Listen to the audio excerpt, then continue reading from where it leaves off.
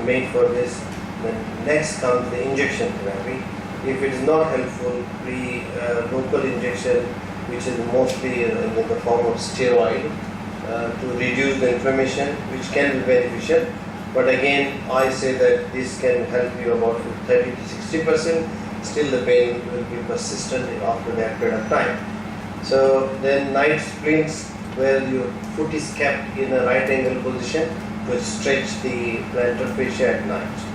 Then exercise, of course. Okay. Then the situation comes when all are not helpful.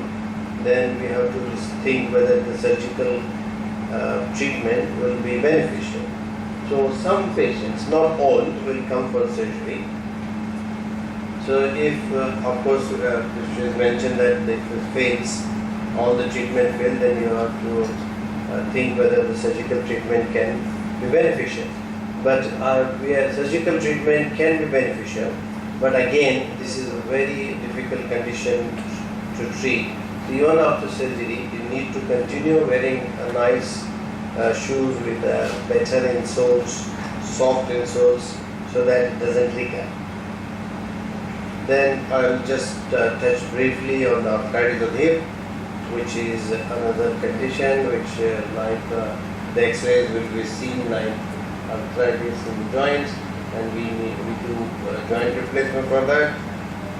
Then arthritis of the knee, patients look like that, and of course I'll not go in detail of prevention, because basically all treatment, all these conditions need, first of all, the weight reduction, better exercises, need your muscles of the thigh, the leg to be very active and stronger, so that all the deformities and pain can be avoided in initial stages.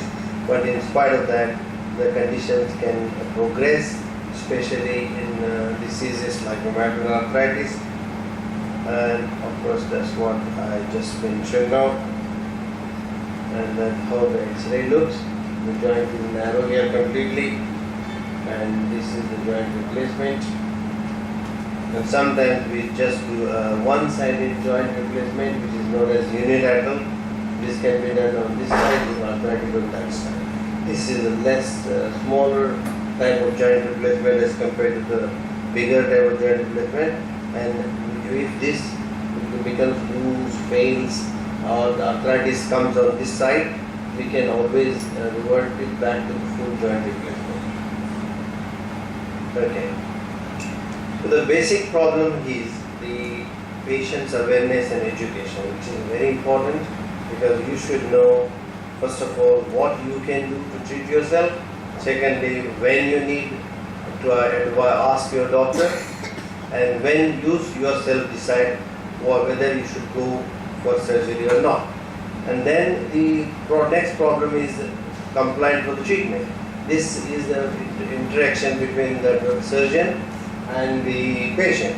The surgeon suggests some treatment, and most often these patients are not compliant for a variety of reasons. That could be financial cost, and then availability of the implants. Of course, this is the surgeon's problem. Some of the implants, like ankle replacement, is not freely available everywhere.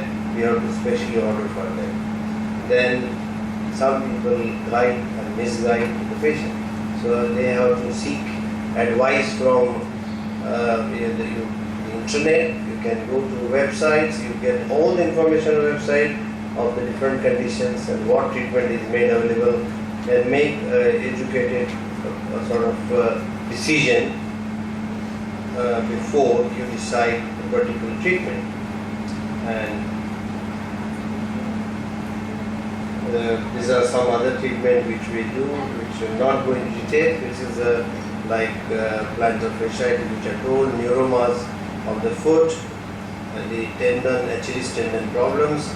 It's a big topic, but I don't want to take much of the time. And thank you very much.